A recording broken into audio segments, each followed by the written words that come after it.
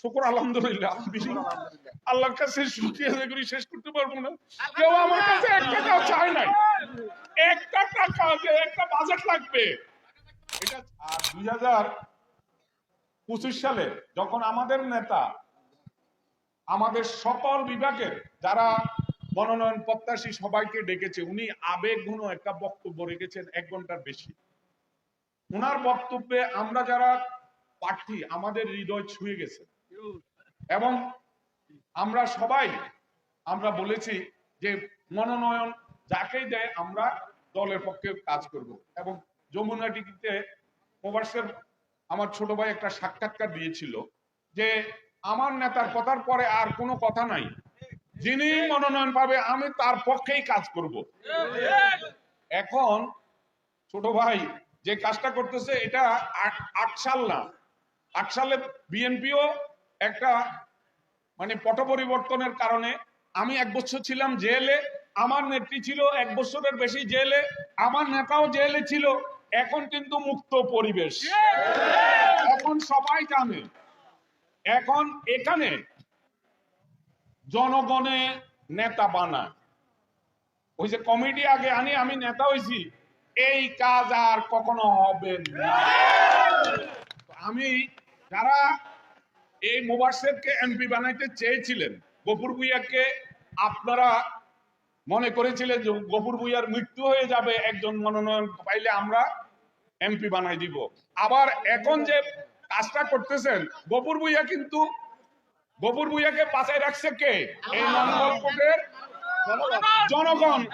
আল্লাহ বাঁচাইছে, কিন্তু জনগণ থাকার কারণে গফুর ভুঁইয়া যে দুঃখ পেয়েছে 2008 সালে ছোট ভাই বড় ভাই হয়ে গেছে।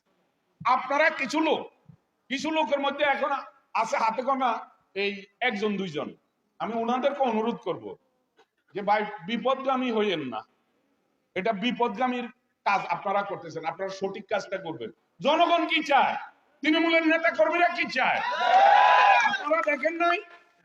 আমাদের কেন্দ্রীয় নেতারা বলে গেছে এই হেলিপ্যাডে আমরা যে একটা উপজেলা বিএনপির পৌরসভা বিএনপির সম্মেলন করেছিলাম, সেদিন কি বলেছে ওনারা বলেছে যে এটা জেলার সম্মেলন এত বড় আমরা দেখি নাই।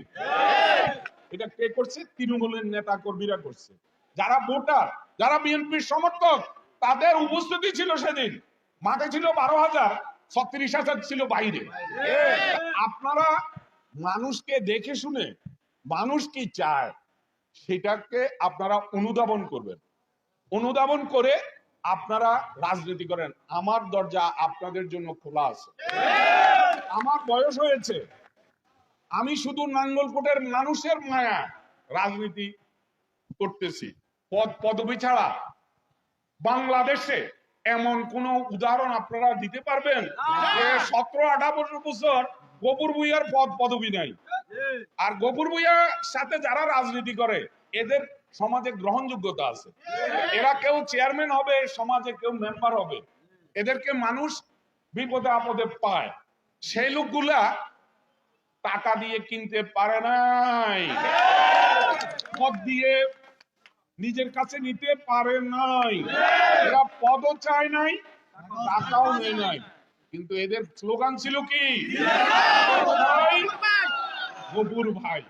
আমি এক অনন্য ব্যক্তি, টাকা দিই না, পয়সা নেই। এই যে আজকে এত বড় একটা আয়োজন, 5,000 লোকের খাওয়া, 200-250 মাইক্রো পিকআপ, 4-5,000 মোটরসাইকেল আমাকে বরণ করার জন্য লালমাই গিয়েছে। শুকর আলহামদুলিল্লাহ। আল্লাহর কাছে শুকরিয়া আদায় করি, শেষ করতে পারবো না। কেউ আমার কাছে 1 টাকাও চায় নাই, 1 টাকা যে একটা বাজেট লাগবে এটা চায় নাই। এটা এই উদাহরণ বাংলাদেশের কোন প্রার্থী, কোন রাজনীতিবিদ এটা বলতে পারবে না। আমি গফুর ভুঁইয়া বলছি, আপনারা আমাকে বাঁচিয়ে রেখেছেন, আল্লাহ বাঁচাইছে, আপনাদের উছিলায় আমি বেঁচে আছি। আমি নির্বাচন করব, আমার পরিবারের জন্য টাকা পয়সা নিব, অবৈধ উপার্জন করব, আমি একজনের হক নাহক করব, আমি নিরপরাধীকে অপরাধী বানাবো, নিজের স্বার্থ করব। এই জন্য আমি এমপি হব না।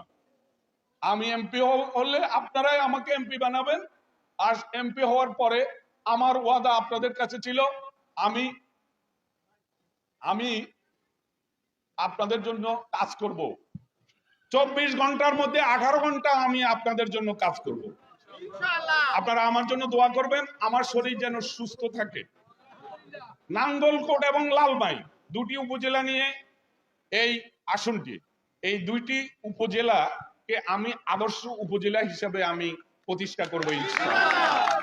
মদ, জুয়া, অসামাজিক কার্যকলাপ এই নাঙ্গলকোট এবং লালমাইতে হতে আমি দেব না। আপনার সিন্ডিকেট করে কাজ ভাগ করে নেওয়া, তারপরে ওই যে বিভিন্ন টিআরের কাজ না করে বিল নিয়ে যাওয়া, তারপরে রাস্তাঘাটের বরাদ্দ নিয়ে তসরুপ করা, মসজিদের নামে ভুয়া কমিটি দিয়া নেওয়া, আমার অনেক অভিজ্ঞতা 5 বছরে হয়েছে।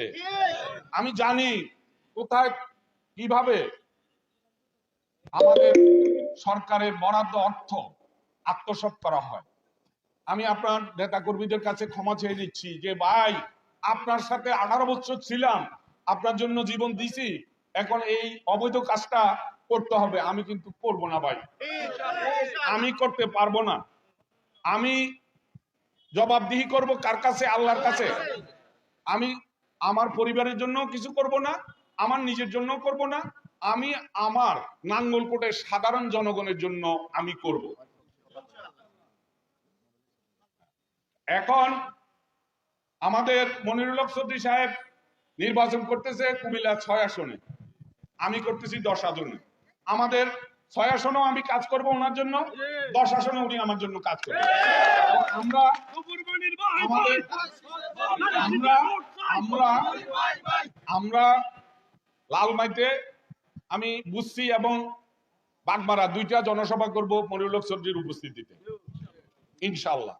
এবং আমি সদরও ওনার জন্য, উনি যখন ডাকবে সমাবেশে, আমার লালমাই নাঙ্গলকোটের লোকরাও সেখানে যাবে।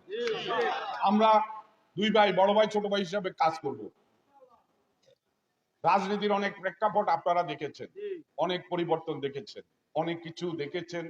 এই যে একটা বিশাল পরিবর্তন হয়েছে, এই পরিবর্তন থেকে আমাদের শিক্ষা গ্রহণ করা উচিত। ফ্যাসিবাদ কিভাবে আল্লাহ পরাজিত করেছে, কালকের বাদশা আজকের ফকির, টাকা পয়সা অবৈধ উপার্জনের দরকার নাই, আল্লাহ রিজিক দিছে, সৎ পথও আপনার রিজিক আছে, অসৎ পথও আছে। অতি প্রাচুর্যের মধ্যে শান্তি নাই। আমি মরে গেলে আমার এই নাঙ্গলকোট লালমাইবাসী যদি বলে গফুর ভুঁইয়া একজন ভালো মানুষ ছিল, তার চেয়ে বেশি পাওনা আর কিছু আছে আমার কাছে? মানুষ কর্মের মধ্যে বেঁচে থাকে, কর্মের মাধ্যমে বেঁচে থাকে মানুষের হৃদয়ে। রাজনীতি একটি সেবার মাধ্যম, সেবা দিয়ে মানুষের হৃদয় জয় করা যায়। আমি যে কথাটা বলেছি 35 বছর থেকে শুরু করেছি, এখনো বেঁচে আছি, এখনো আছি, জনগণের সাথে আছি। অনেক নেতা পদের লোভে, টাকার লোভে গেছে, যাওয়ার পরে আবার কয় যে ভাই ভুল করছি, মানুষে খায় না, এরকম অনেক কথা আছে, এটা প্রকাশ্যে বললার দরকার নাই। তারপরে আমি একটু বলি যে অনেকে প্রধান, সে প্রধানই মনে করছে যে আমি তো বিরাট পাওয়ার পাইছি, বিরাট ক্ষমতা পাইছি। পদ পাওয়া ও এলো একটা দায়িত্ব, আর পদ আমি আনবো কেন? আমি কি মনোনয়ন চাইছিনি? মনোনয়ন প্রত্যাশী ছিলাম। মনোনয়ন দিছে কে? কিসের উপরে মূল্যায়ন করে দিছে? এখন যারা ওই যে মশাল মিছিল করে, এরা কি বুঝি করে না এদেরকে না বুঝি করে, না কেউ ইন্ধন দিয়ে করে? যারা ভাই আপনারা পদ পদবিতে আছেন, পদ পদবি এটা থাকবো যদি সঠিক পথে আজকের মধ্যে কালকের মধ্যে যদি পদ রাখতে চান এবং আমাদের সাথে মিলে যাইতে চান, তাহলে ভালো হবে। না হলে ওই যে আমরা